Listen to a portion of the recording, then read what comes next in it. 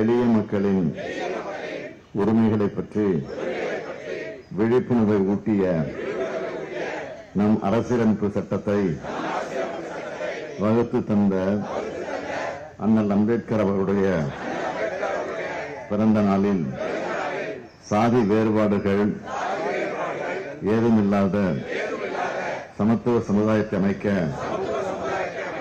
நாம் அனைவரும் பாடுபடுவோம் என்றும் சக மனிதர்களை சாதியின் பெயரால் ஒருபோதும் அடையாளம் காண மாட்டேன் என்றும்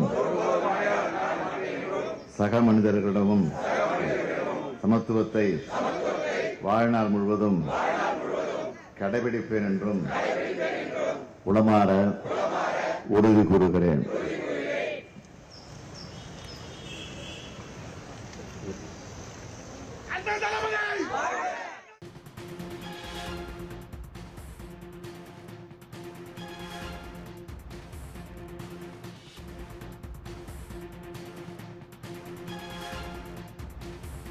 அண்ணல் அம்பேத்கரின் 134வது பிறந்த நாளை முன்னிட்டு அவரது திருவுருவ சிலைக்கு மாலை அணிவித்து மரியாதை செலுத்திய பின் முதலமைச்சர் மு.க.ஸ்டாலின் தலைமையில் சமத்துவ நாள் உறுதிமொழி ஏற்றனர். அதன் காட்சிகளை பார்த்து வருகிறோம்.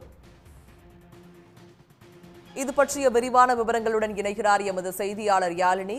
இது பற்றிய விரிவான விவரங்கள். அம்பேத்கரின் 134வது பிறந்த நாள் என்பது இன்று கொண்டாடப்பட்டு வருகிறது.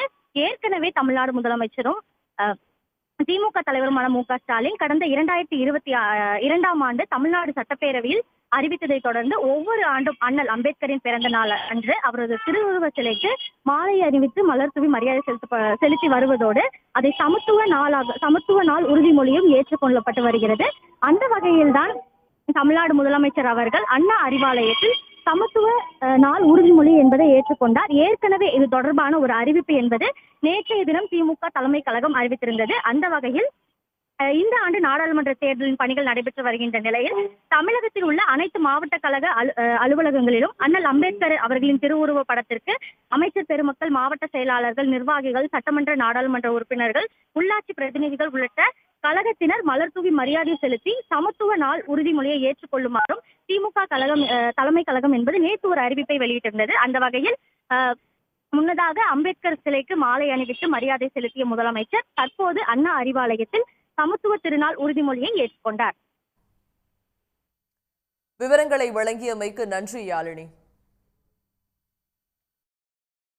சாதிகளின் பெயரால் நடக்கும் சமூக அடக்குமுறைகளுக்கு எதிராகவும் தொடர்ந்து போராடி